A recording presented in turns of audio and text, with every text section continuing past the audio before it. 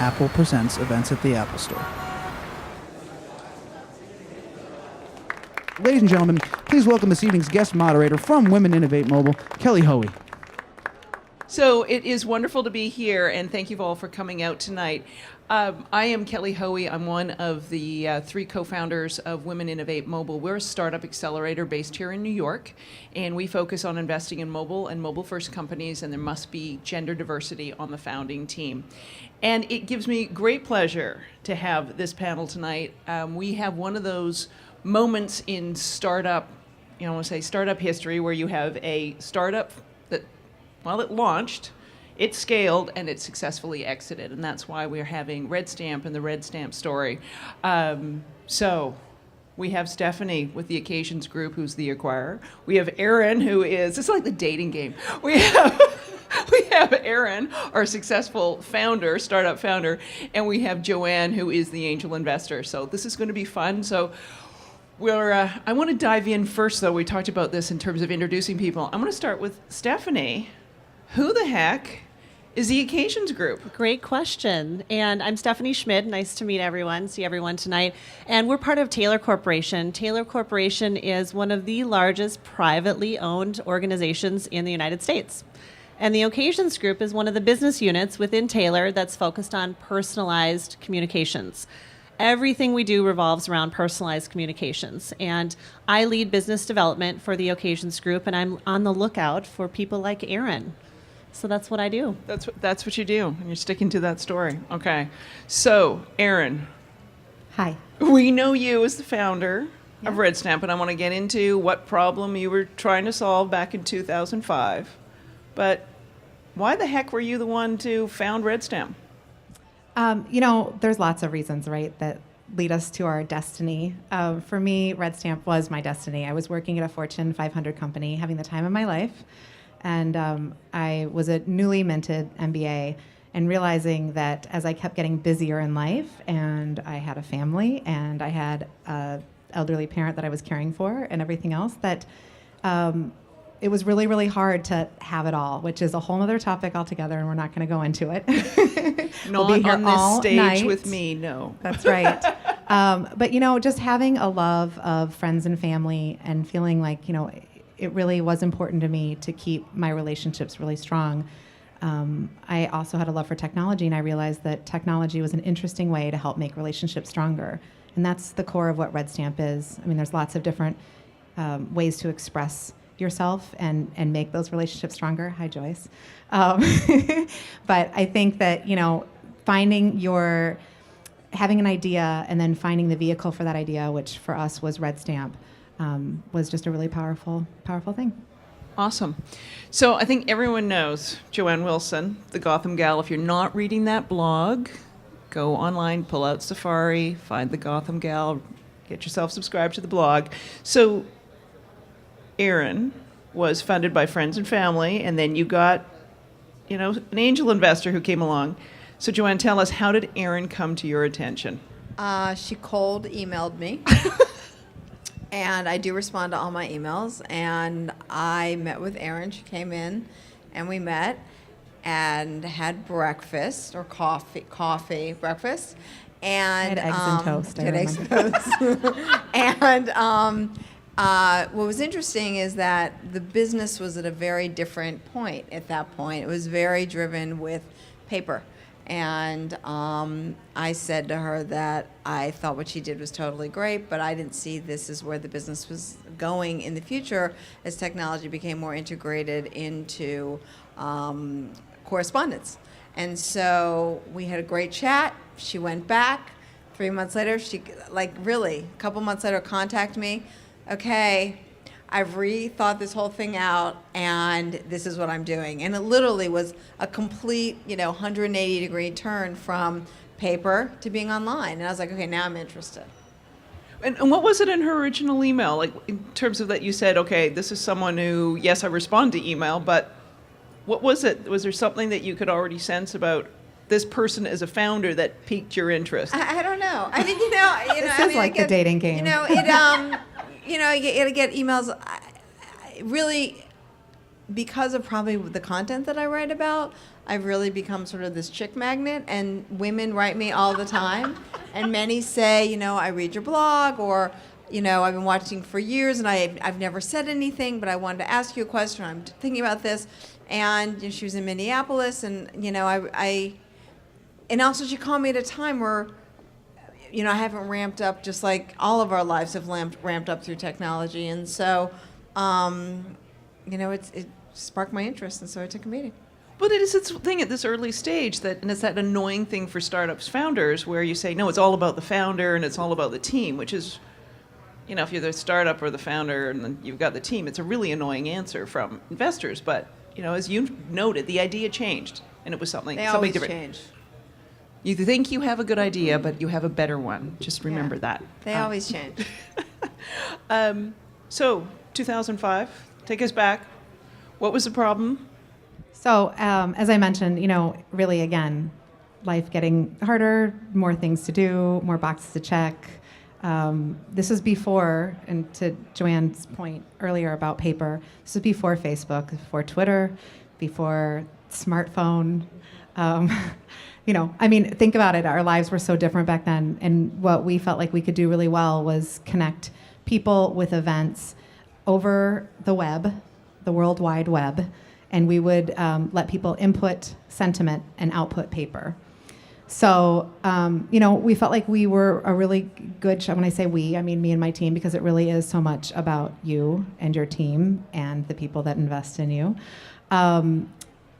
We just, again, going back to that idea of making relationships stronger and saying, what is the platform here? How do we evolve with the time? It was paper to begin with, but then when social media entered the picture, we said, great, this is great. And that's one of the reasons, I know Kelly's going to get to this in a little bit, that we talk about social commerce. It's just this merging, the technology is this merging of really interesting properties that give you a platform and a voice. But I think the really important thing there, too, is that it is just a platform and you still have to have that voice. Very cool. So, Stephanie, I want to come back to you. So, in the press release back in August, your CEO said, this great mobile experience, and that's what it said in the press release. But it had to be more than that.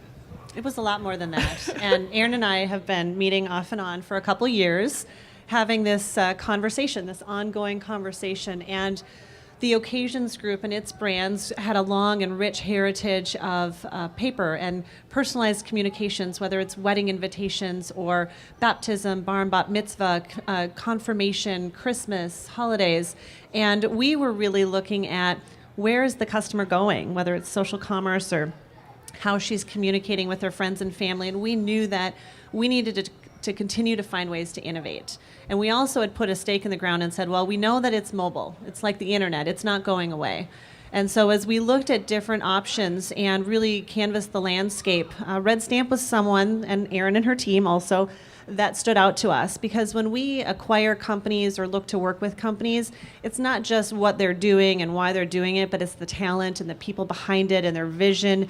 And I think that nimbleness that you talked about in changing your vision, that we're looking for, so we can constantly evolve and change with the customer. And that's one of the real reasons we were attracted to Red Stamp, or many of the reasons we were attracted to Red Stamp. Very cool. Let's talk about the name. The name Red Stamp. How'd you come up with the name? We were joking back in the briefing room, and I'm looking Say at it, like, say it. I know. Should I tell everyone what our name was going to be at one point in time?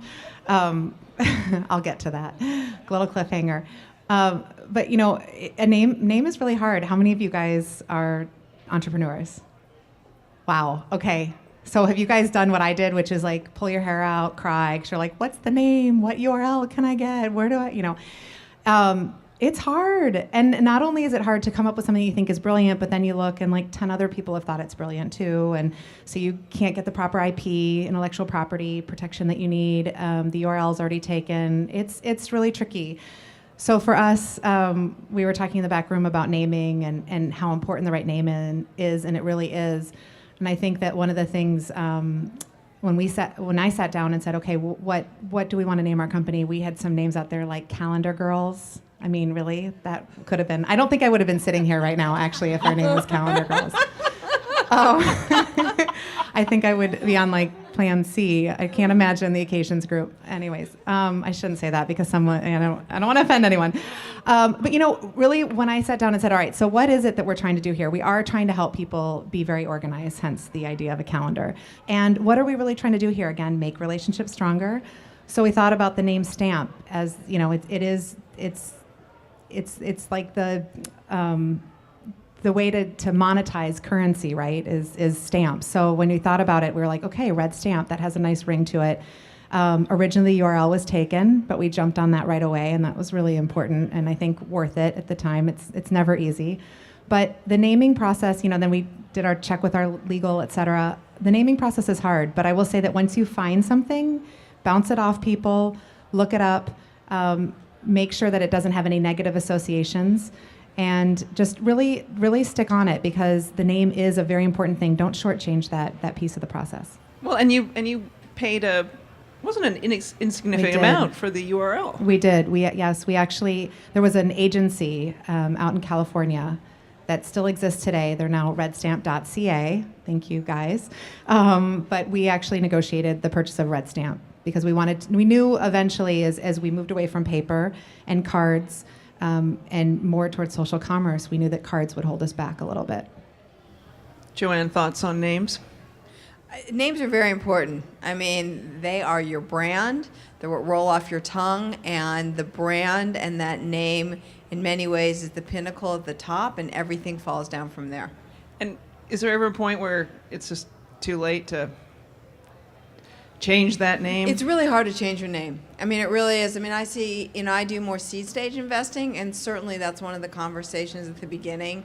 And obviously, and I have a whole syndicate of people that I send deals to, and they send deals to me. And once in a while, I'll be like, "Oh my God, that name's got to change. It's so awful." I mean, 9 times out of 10, the entrepreneur completely agrees. The name's hard, but it is. Everyone is a brand now. Your brand on your Instagram, and you have a name. Your brand on your Facebook, you can call it a name. You are a brand. And what I think is valuable about Red Stamp and timing, and as it has evolved, is we are in this sort of consumerization of America, of the world, through the World Wide Web, and to use that kind of correspondence, it is an extension of your brand, and so the name is important. The colors you choose are important, and particularly, you think about middle school kids, and there's more than a handful out there that have 50,000 Instagram followers, and they think very carefully about the picture they take, what they're going to post, what they're going to say, and it's an interesting time. We'll have that for a different panel on, naming your child, picking the school, making sure you get the Instagram before you get, oh dear. That's really going to go somewhere. So, Erin, I want to come back to you. Challenges. Now, there's always challenges with launching a startup. But I want you to sort of think of, all right, what are the things that somewhat surprised you or delighted you? Maybe you get delighted by challenges with scaling, because you've really done what so many people, just first of all, you've exited. But the fact that you went from startup, not just being a startup, you launched and scaled in terms of being a company. So talk about that. That's because that was the only option. I really think that you have to go in with your whole heart, and you have to believe that's what you're going to do. You're going to launch this, and you're going to exit it. And whatever that means, whatever the exit that's right for you, that's great. But I will tell you, and many of you know, because almost everyone raised your hand when you said you're an entrepreneur, it's the highest of highs and the lowest of lows. It's really, really challenging, and it's really, really great. So scaling is hard, and I think that the hard part is understanding when to go all in and when to pull back. I mean, Joanne has been there with me along the ways, and having great people that you can call and say, oh, wait, we can't swear, right?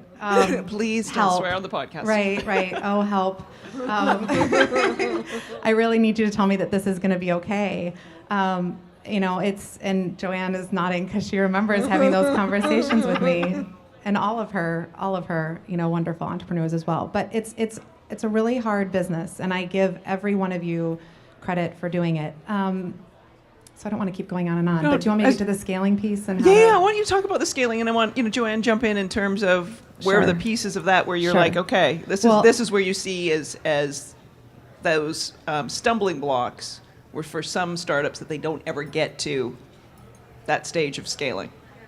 Well, and I think, before you jump into that, I think yeah. the really important thing is to make sure you have a bunch of advisors and people that you surround yourself with, whether they're formal advisors or informal advisors, but people like Joanne, really, and Kelly, too. I mean, it's really important to get people who are going to be brutally honest, at the same time, really caring, get what you're trying to do, because if they don't get what you're trying to do, the chances are you're just going to totally swerve off. Sometimes swerving is okay, but you've got to have that end vision in sight. So surrounding yourself with good people, and I'll let the good person answer that rest of that. Scaling is, I think the key to scaling is listening to your marketplace. You put something out there, you hope to get traffic, you hope to get traction, people that are coming back, and if you don't get that traction, then you need to rethink about what you're doing and figure out what I can do to get traction. I look at scaling a business to a very simple thing that I've said to people before. Being an entrepreneur in many ways is one of those, the best entrepreneurs are the ones that sort of build things and they realize they have no choice but to take it on the road, right? It's not that they thought all night long about a business they want to launch. It's like something that came to them and they thought, oh my God, I have to run with this thing. And if someone will come to you and say, I know exactly who this audience is. This audience that I'm building this thing for are people like me. They're 25-year-old women and that graduated college, that have this kind of income and these kind of interests. And that's what we're going to put it out to. And nothing happens. And then they peek a little left, and all of a sudden it ends up 30-year-old men love it. And you say, that's my audience. And that is the key to building a business, which is listening to what the market says. The market is always right. Whether you want it to be or not. Correct. They are. They're the ones paying for it. They're the ones watching it. They're the ones buying it. They're right. They're right. They're always right. You're, of course, as you've already said, Stephanie, you were talking to Aaron for years, so you're watching all of this. Is this, is that sort of like, under the microscope? Is this sort of typical in terms of when you think about acquiring or looking for companies that you may want to acquire or somehow work with? Is this kind of watching this dynamic and sort of saying, all right, are they going to fit within not only just loving the product, are those people going to fit within the occasions group? Yeah, it's a couple things, and every acquisition is so very different, which I'm sure, if any of you have experienced that, every entrepreneurial business is different, and so every acquisition for us is very different and takes its own path to completion. And I think with Red Stamp, it was really understanding the vision, and for us, actually internally creating our vision and seeing how the two would mesh together going forward. And it was really the time that we took to get to know each other so that culturally, from a customer perspective, a talent, innovation perspective, we were all marching on that same path. And so that was really the courting stage, getting back to your dating game analogy, right? And We're so gonna move to Let's Make a Deal, Monty Hall. It always comes back to that. But it was getting to know each other and finding the right fit, and watching Red Stamp grow and continue to evolve into what they are today. Even just so much changes in a company like that within months, and so that's been really exciting. And watching how fast they move. How did you find her?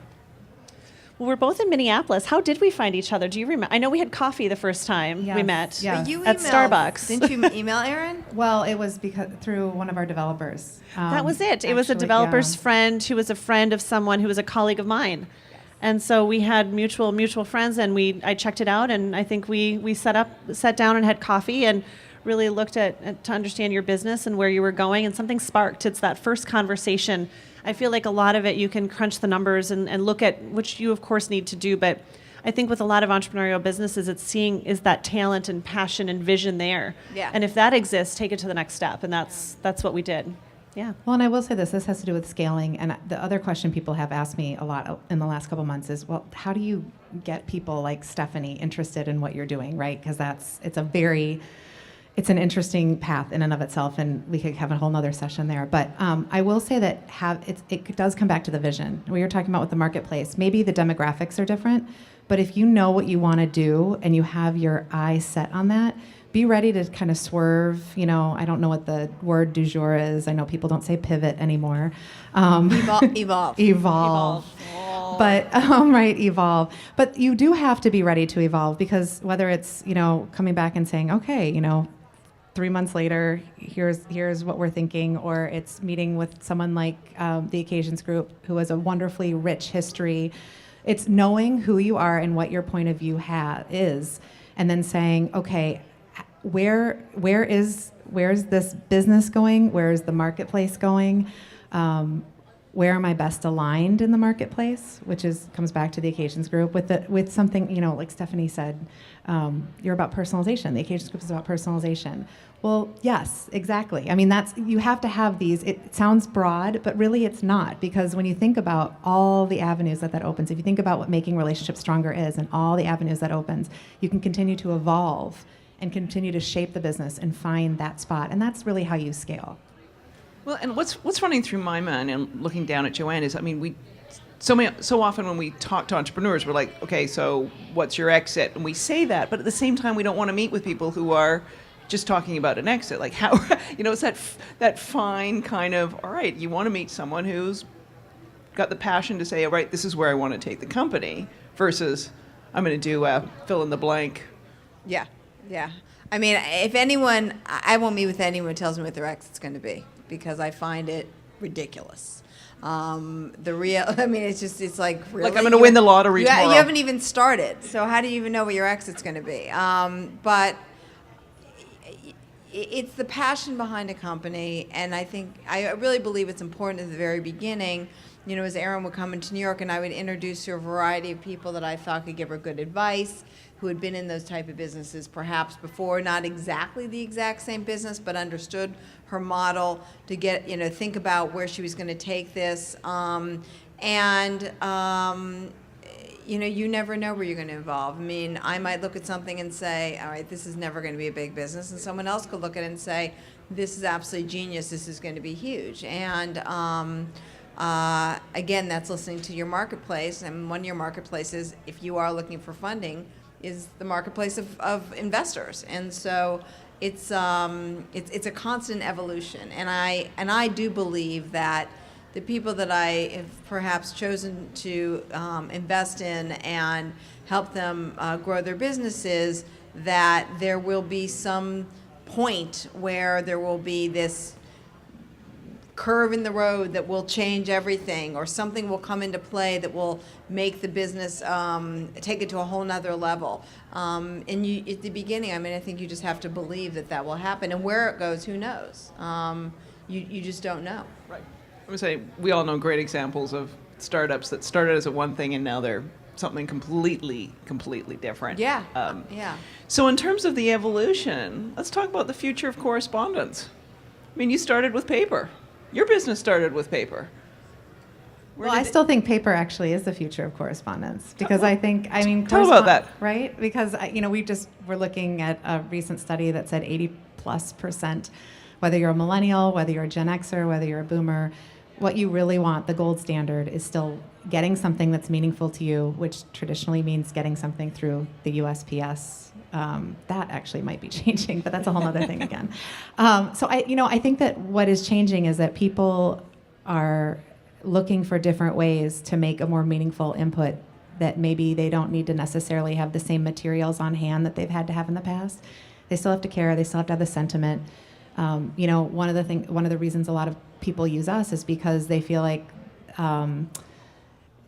the other paper options aren't personal enough, because they want to share a photo, for example. I mean, Stephanie actually is a big photo user for Red Stamp, right? It's because you want to take a real life picture that's happening at that moment and share it. So personalization is changing and developing, but I still think that paper is a really important part of the story. I would agree with that. We still see a lot of paper correspondence, whether it's a formal wedding, it's the holiday card that's being sent out annually, or it's that thanks for that wonderful play date. You've got that cute little picture of those kids that you're sending out. You can certainly, I think the email and the Facebook and the Instagram and text, all of that is not going away, but it's figuring out how are you there when she wants to use that? How are you there, whether it's on your phone or your tablet, and then how are you giving her different medium options so that she can do whatever and she has no restrictions or constraints.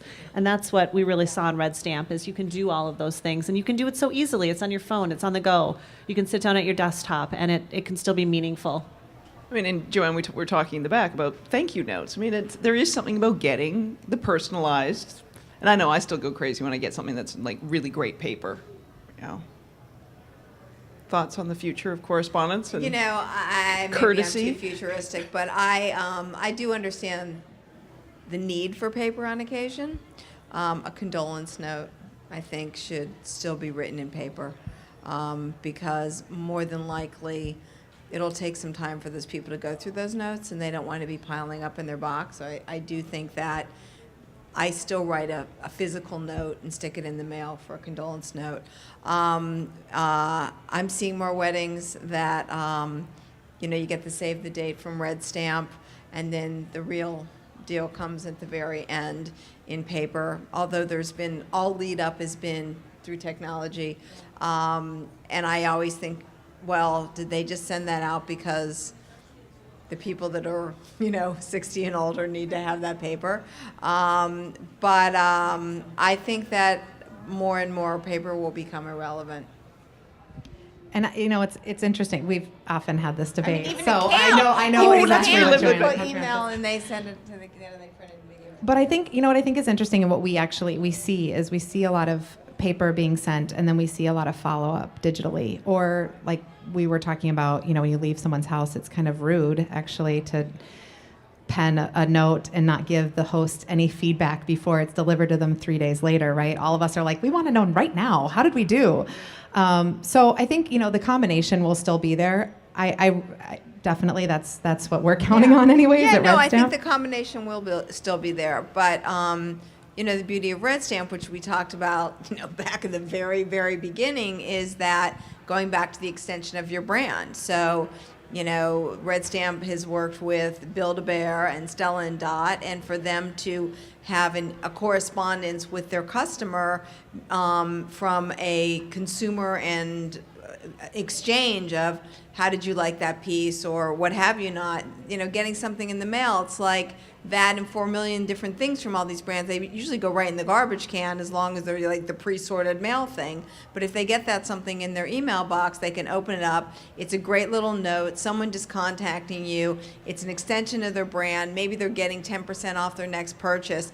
I think that's where this is going. And to me, that was always an interesting thing. I mean, we talked about colleges way back in the day, which is you go to an event for your where you went to college, and you go to an event with a bunch of people, and the development office, that are really dealing with companies that are so old school, a bunch of, I hate to say men in black suits that are trying to build businesses around these development offices. The reality is that they want to grab the young graduates to come back and be part and make sure that they are constantly kept in touch as alumni, which actually means giving money.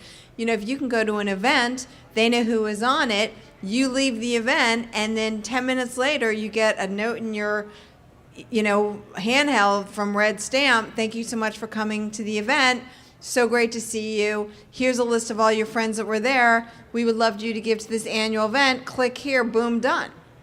I mean, that to me is great correspondence. Yeah, capture them in the moment. But Capture them in the moment. But and in a nice, personalized, beautiful way. Right. Well, they're enthusiastic in the car somewhere, leaving the event, and they're still, excited about what they've just attended. Absolutely. Right there. Right there. Get them right there. But this is also a good point. Talk about some of these partnerships. How you're sort of in terms of evolving. Did you originally think that you were going to be, all right, this is going to be for individuals and their events and their life? And when was sort of this epiphany that, all right, like I love the fact that you were, thank your, barista. Like, right. That's really nice. No, right. And I think that's one of the wonderful things too, is understanding, again, having a platform about relationships and making them stronger. It's not just, friend to friend, mom to daughter. It's patron to barista.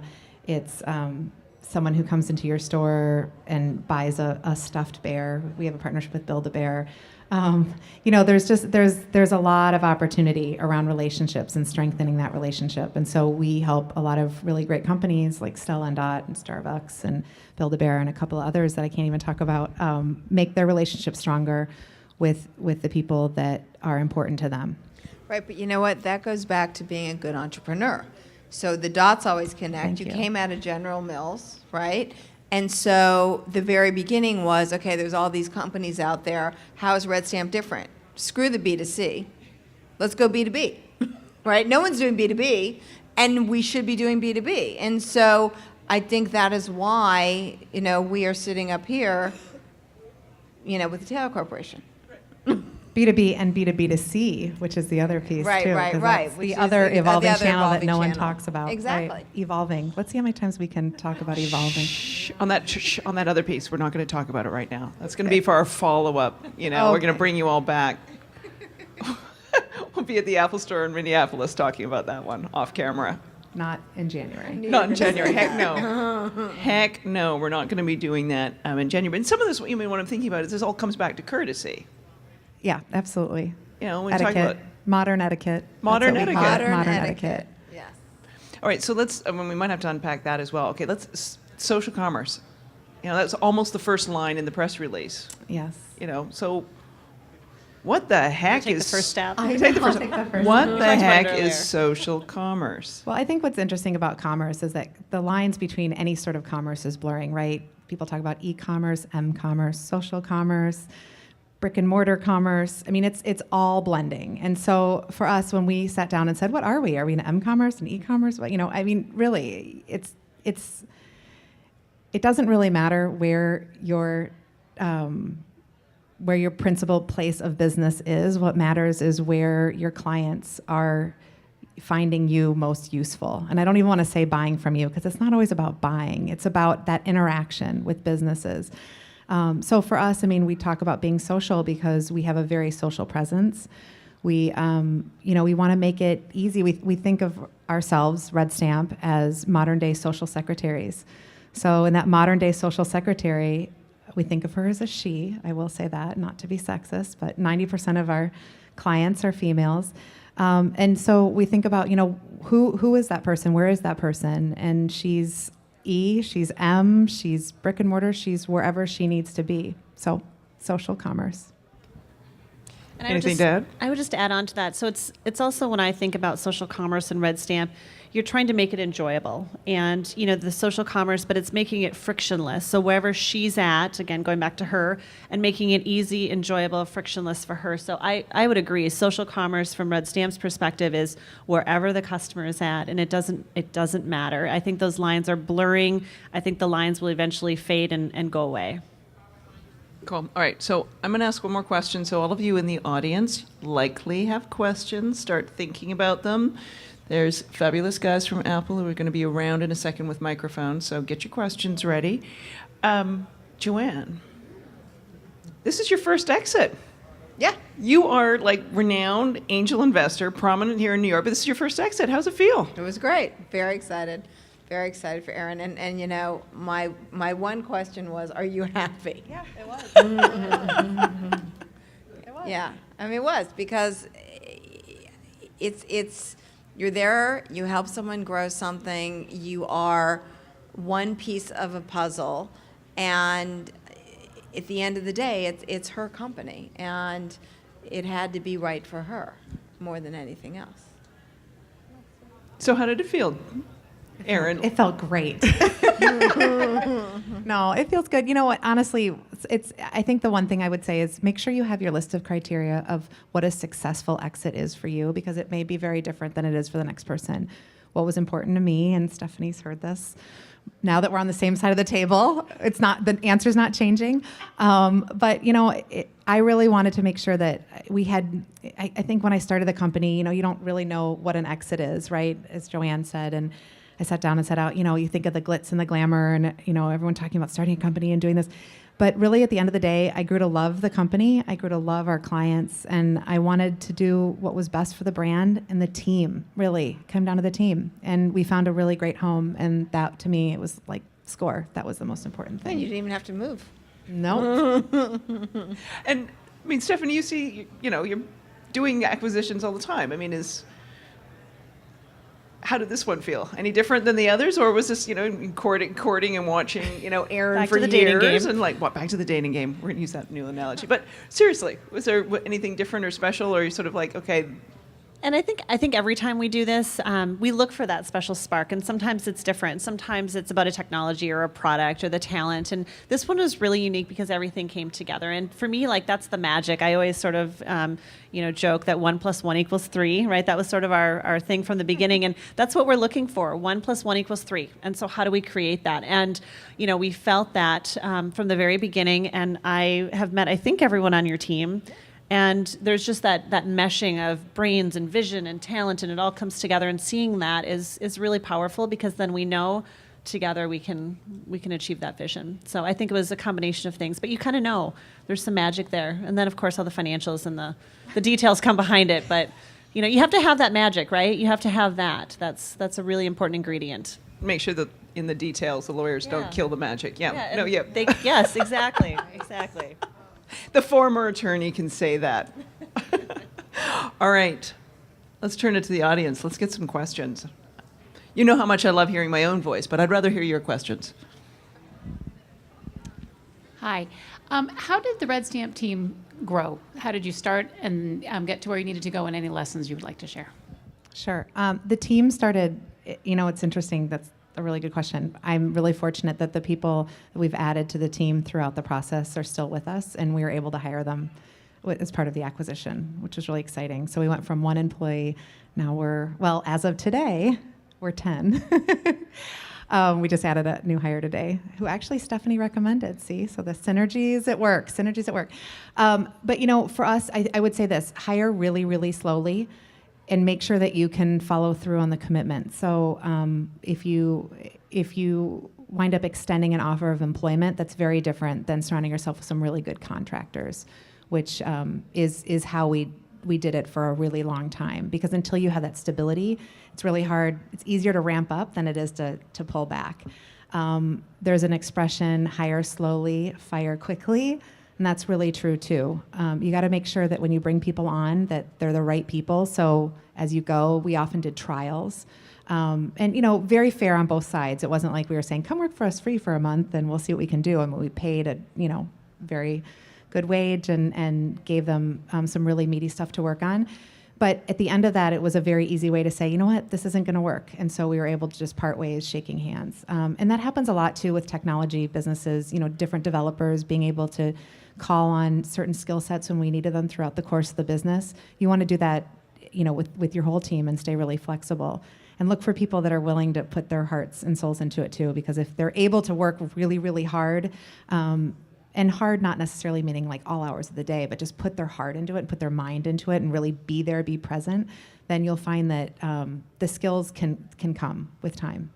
You also want to hire people that are drinking the same Kool-Aid as you are, right? So that, you walk into one company, there's a certain vibe and feel. You walk into another, there's a totally different vibe and feel. And that cultural fit is so important. And that's why this worked out in terms of, the exit, is that there's a great cultural fit here. And many times that's really hard to find. Well, and I think just your point in terms of trying like that hiring slowly, because I think there is an element, we talked about a bit in the back, there's a slight element, or maybe a big element with startups right now, that it looks really glamorous. This is darn hard work. No, it's not glamorous. We just slapped on the red lipstick to make it look good. Yeah. It is not glamorous. It's hard. Just a quick question about company culture, because as you know, it's very important. What are some of the challenges that you've experienced in keeping your corporate culture from 1 employee to 10 employees? Well, in this case, we were really lucky in the sense that a lot of the people that we call the Red Stamp Network, so they're the contractors that we worked with beforehand, we were able to bring them on. So there's that common thread. But I think to Joanne's point, it is making sure that everyone understands why you're there. And everyone, for us, again, I go back to, I sound like a broken record, I know, but We're here to make relationships stronger in the office, out of the office. I mean, you walk into our office, and Stephanie can tell you, and Joanne can tell you too. I mean, we are like a cheerful bunch walking around. We're a We're very cheerful smiling. bunch. We're offering each other things to eat. I mean, it goes back to that modern etiquette and gracious, but you gotta walk the walk. And if someone walked in, I mean, we would not be the right place to work for a lot of people because we're outgoing, we're boisterous.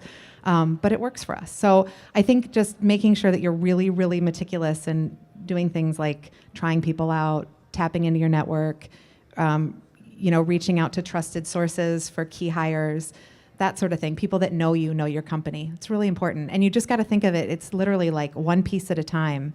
And every single person makes a huge difference. It's like that idea of a pyramid where if you have someone in the pyramid who is not quite right for the culture, then the whole thing falls. It's interesting.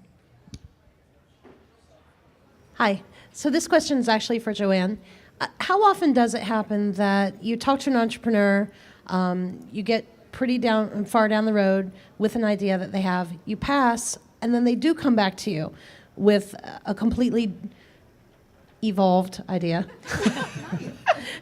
a few months later? How often does that really happen? For me, it's not, it really hasn't happened. I had one company that I went really far down the line with. The documents were a disaster.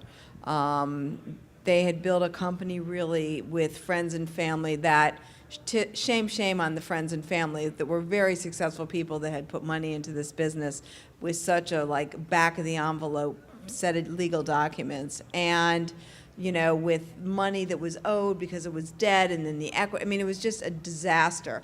And the farther I went down and what have you, I felt really bad. But at the end of the day, I just couldn't pull the trigger. And I made her change documents. I made her go back and recap a bunch of stuff that, by the way, I actually think I helped her build a much stronger foundation for the small time that I spent, fingering around in her business. But at the end, I just said, I can't do it. In my heart, I like what you're doing. I believe in what you've done. I wish you the best of luck, but I just can't pull the trigger. But people do come back. I'm always happy to talk to people about where they go and what they're doing. Rarely have I don't think I've done that, gone back and said, that I should have done that. Well, and in our case too, we were still continuing the conversation, I think. Yes. So it wasn't like you had said no. No, we were totally continuing the conversation. And that happens to you quite a bit, doesn't it? Oh yeah. It's one woman I saw this week. We've been talking for 6 months. It takes a long time to do these things. Whether you're selling or whether you're finding your investors. That is a piece of advice that I would give to everyone is, don't just rush right into it. You can't just walk up to someone and say, here's my business, want to invest, right? Or here's my business, want to buy it. It's a little slower than that. Oh, it didn't work that way? It didn't. Oh, Oh my gosh. God, no, no. as I said something recently, finding an investor is not like the yellow pages, there's one, got one for you. So, yeah, this whole process and this, and maybe this gets back to the importance of Red Stamp and relationships and making relationships stronger. As part of this, people don't understand making those relationships, and then it may take 6 months talking to Joanne or somebody else. Sometimes it does, sometimes it doesn't. Yeah. It's you never know. I would echo that too. Sometimes you know right away, and you make that decision very quickly. And sometimes that's on a conversation or financials or having the documents in order or having a vision, even having a vision. Yeah. And other times, all of that can be in order, and you don't pull the trigger because it isn't the right fit. Or sometimes it just, I would say that minimally it takes 6 months, and that's minimum. A lot of acquisitions we do, they're based on relationships, and they take a lot longer because the cultural fit is so important. And so I think that's good advice for anyone you're talking to as an investor. You're right, it's not in the yellow pages, but when you do find that person, it can take some time because, as Erin has said, you have to know what your exit plan is. You have to know what you want out of it, and that has to match up for all of the parties. I'm just wondering, anyone watching this podcast, if they're going to get my yellow pages reference. I know, right? What is the Yellow Pages? Let's date ourselves big time. Thank you so much. I've enjoyed watching Red Stamp. I'm a big fan. So my question is a combination for a little bit for all of you. There's art, science, and commerce, Aaron, when you brought it all together. And part of that is how much do you, as well as for your purchase, Stephanie and Joanne for investing, how much do you listen to what people say to do? For instance, I use the app, and I'm sure I, like many people, had lots of opinions, and I've heard founders say sometimes they listened to too much and that distracted. So at what point did you know to listen and adapt or ignore? I think for anybody, what part of the process you're all in. No, it's a really great question because it's is one a of those great things of question. like assessing those founders you want to invest in is their ability, like understanding it's their company and being passionate about it and knowing when to filter advice and saying, I heard you, that's great, but this is my company, this is what I want to do, Right. and when they need to say, you know what, I need to evolve. It's a fine balance. I mean, certainly I want to work with people that are. I always say to the people that I've invested in, you can email me 4 times a day. I will get back to you. I will answer you. I will help you. If I don't know the answer, I will find someone that does. And I'm happy to sit on the phone with you or meet you person to person and hammer out something you're having a hard time going through.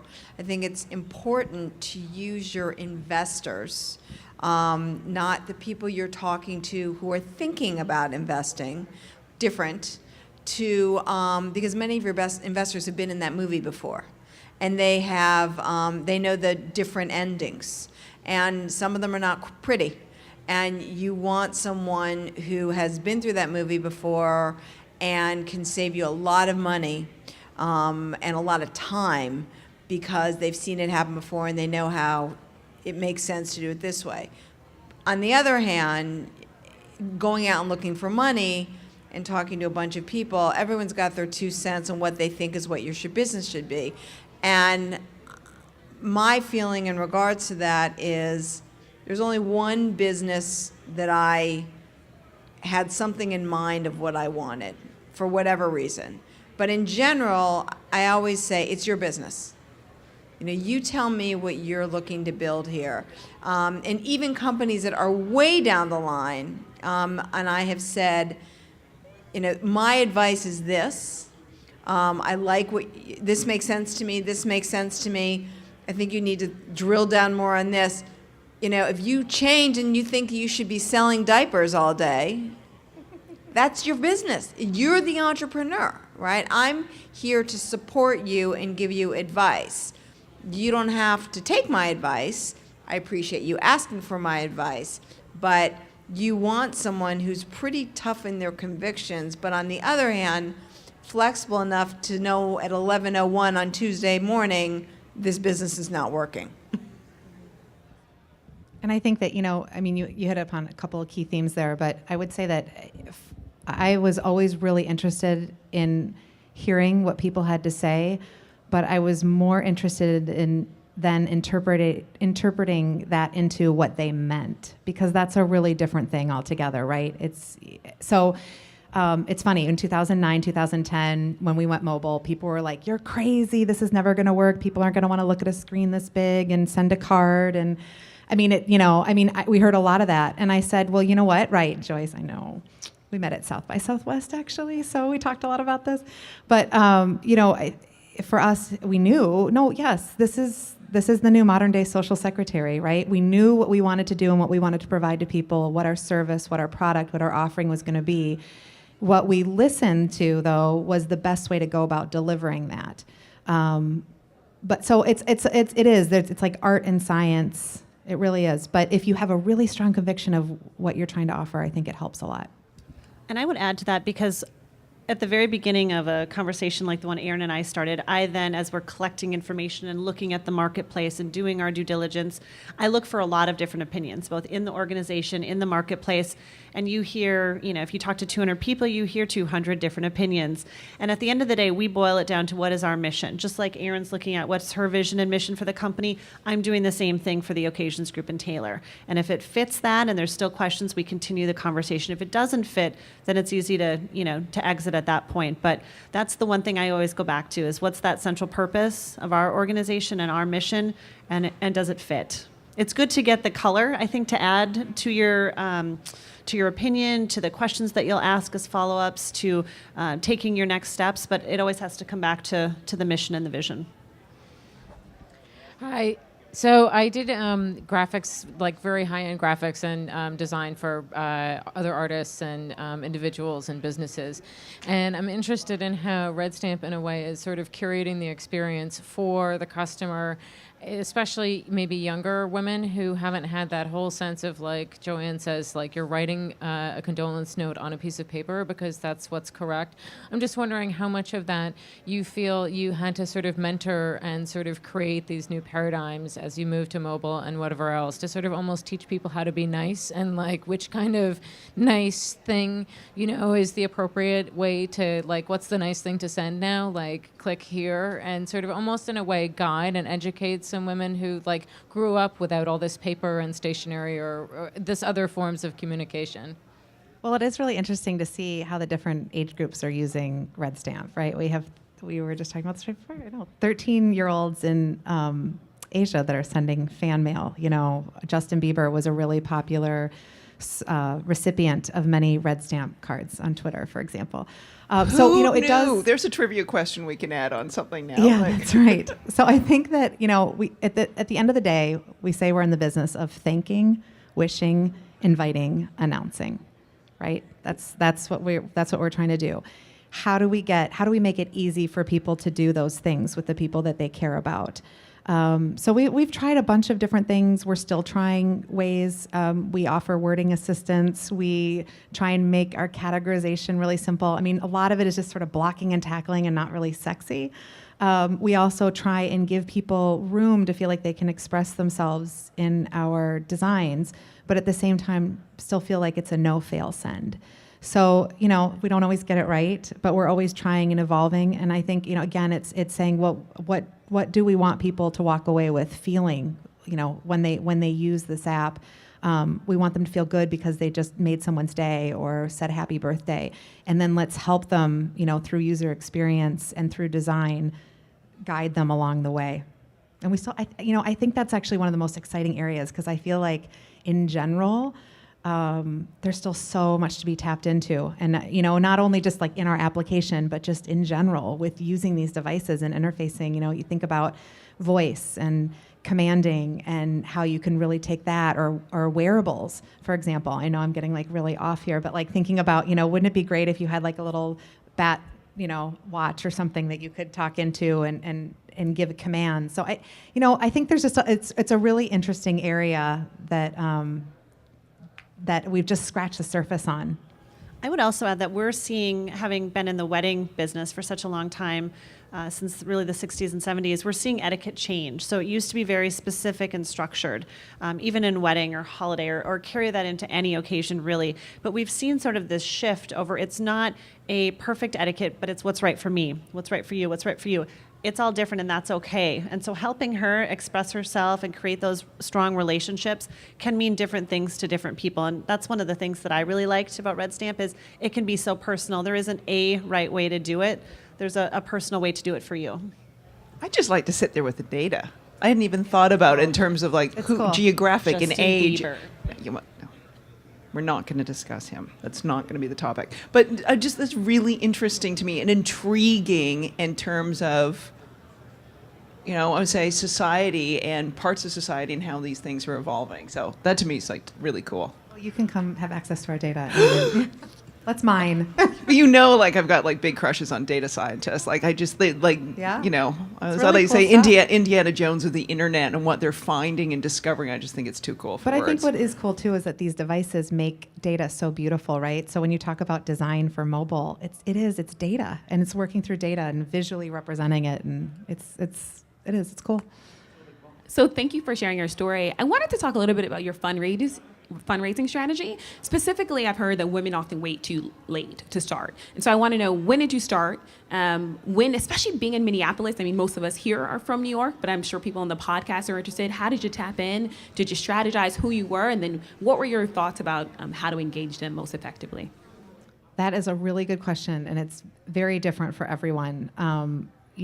We put in actually self-funded the business in the beginning, and then went friends and family, and we actually never really opened it up for investing beyond kind of, I would say, extended friends and family. I mean, Joanne was really our only angel, and then there was another group that we had that we were very close with that we welcomed into our investing group. So I'm probably a little bit different in the sense that I really only wanted good, solid investors who believed in the vision and I knew would help us stay focused and keep focused. And I think I know what Joanne's going to say when she answers this question. Well, but it's important. The money that you get is really important. Yeah, the money you get is very important. I mean, just as you're doing diligence on your business, you should be diligent on the people that are giving you cash. I've been in businesses, in the 90s that it was bad money. I mean, those investors just showed up once a month and figured you got everything done since the last meeting you had, and they were not engaged, they were not helpful. I don't even think they realized what their role was in regards to helping this company move forward and perhaps exit. And so it was bad money, and the company ended up, in the end, failing. And, it's very important to, Erin was really lucky because she didn't really need any cash. But, Can you just repeat that again? She For didn't my need business. cash. Yeah, she didn't Oh, need she was cash. focused on revenue. Well, no, it wasn't about revenue. It was also about, she had, enough capital among friends and family to invest in this thing, and she didn't need to go outside her circle, which is a rarity and a wonderful problem to have.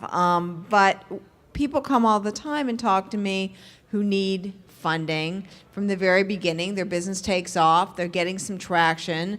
They go from, had a little idea, put it up on the net. Before I know it, there's 20,000 people that are, paying attention to me here, and it's changing every single day. And I know I need to hire people because I can see where this thing is going. And that's when you start looking for money.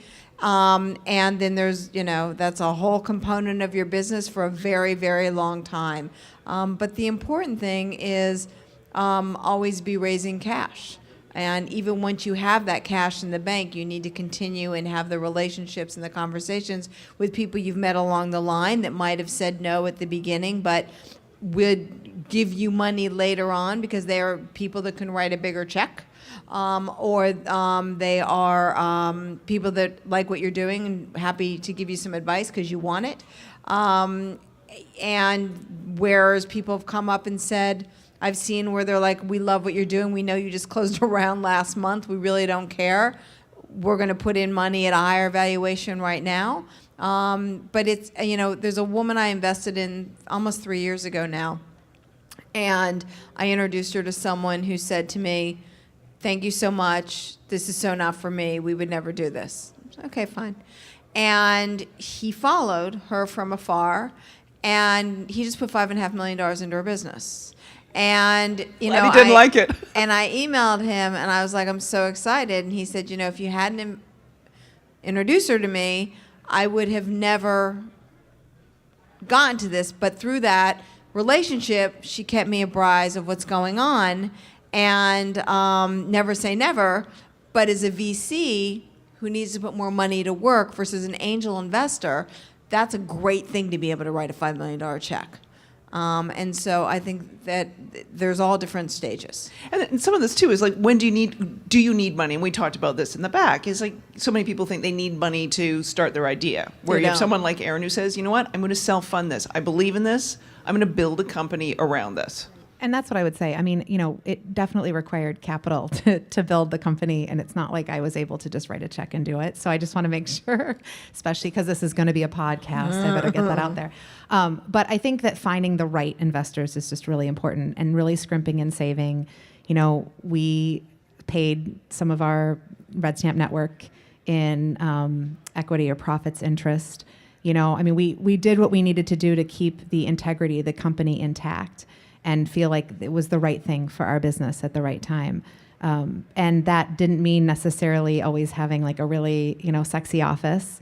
It means I drove my 99 4Runner until the Toyota dealer like made me donate it because they wouldn't fix it anymore. I mean, it's stuff like that, and that's not like the fun stuff, but make sure that you have the relationships there, because the relationships will also, at one point in time, we did actually need a round. We actually were deeply into talks with another company to acquire us.